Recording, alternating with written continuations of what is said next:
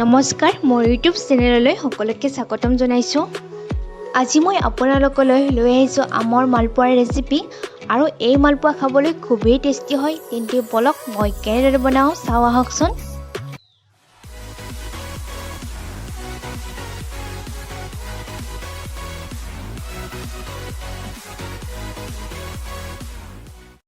আমৰ মালপোৱা বনাবৰ বাবে মই লৈছোঁ এটা পকা আম। এতিয়া আমটোৰ বাকলি এৰুৱাই সৰু সৰু টুকুৰা আকাৰত এনেদৰে কাটি লৈছোঁ।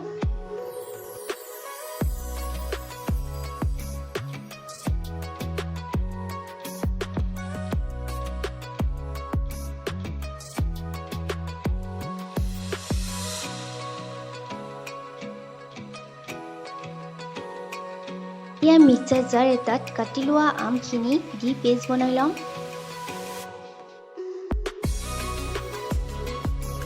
এতিয়া পাত্ৰ এটাত আমৰ পেষ্টখিনি উলিয়াই লৈছোঁ।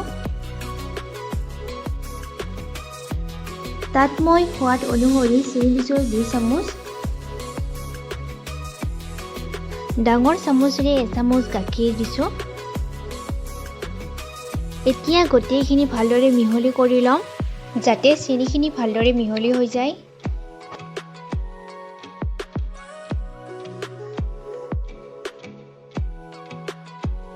এতিয়া ডাঙৰ চামুচেৰে 2 চামুচ আটা দিলোঁ। ডাঙৰ চামুচেৰে 1 চামুচ নাৰিকলৰ গুড়ি দিছোঁ। আৰু তাৰ লগতে সৰু চামুচেৰে 1 চামুচ বেকিং পাউডাৰ দি আকৌ এনেদৰে মিহলি কৰি ল'লোঁ। এই মিশ্ৰণখিনি ভালদৰে মিহলাই ল'ব লাগে, যাতে মালপোৱা ফুলি উঠে আৰু খাবলৈ বহুতেই সফ্ট হয়। এই মিশ্ৰণখিনি বেছি গোটা বা বেছি পনীয়া হ'ব নালাগে। এতিয়া মিশ্ৰণখিনি মালপোৱা বনাবৰ বাবে ৰেডি হৈ গ'ল। এতিয়া মালপোৱা ভাজিবলৈ কেৰাহীটো তুলি দিলোঁ। কেৰাহীটো গৰম হোৱাত ৰিফাইন তেল দিলোঁ। তেলখিনি গৰম হোৱাত মালপোৱাৰ মিশ্ৰণখিনি চামুচেৰে অলপ অলপকৈ দি দিছোঁ। কম জুইত ৰাখি মালপোৱা ভাজি ল'ম।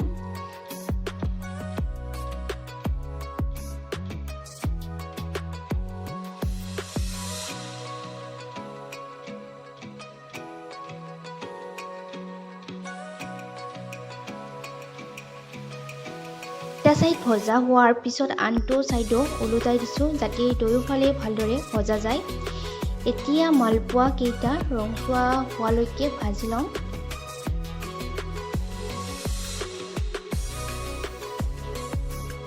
মালপোৱা কেইটা ভজা হৈ গ'ল, এতিয়া নমাই থ'ম।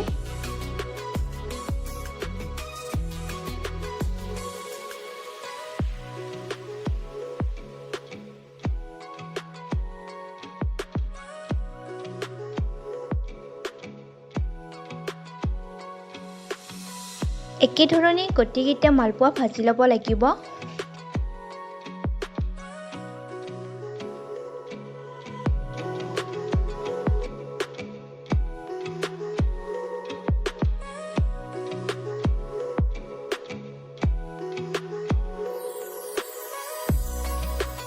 আমৰ মালপোৱা খাবলৈ ৰেডি হৈ গ'ল।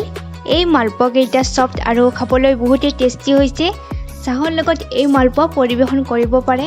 যদি মোৰ ভিডিঅ'টো আপোনালোকে চাই ভাল পালে তেতিয়া লাইক কৰিব, কমেণ্ট কৰিব, শ্বেয়াৰ কৰিব আৰু চেনেলটো ছাবস্ক্ৰাইব কৰিব নাপাহৰিব।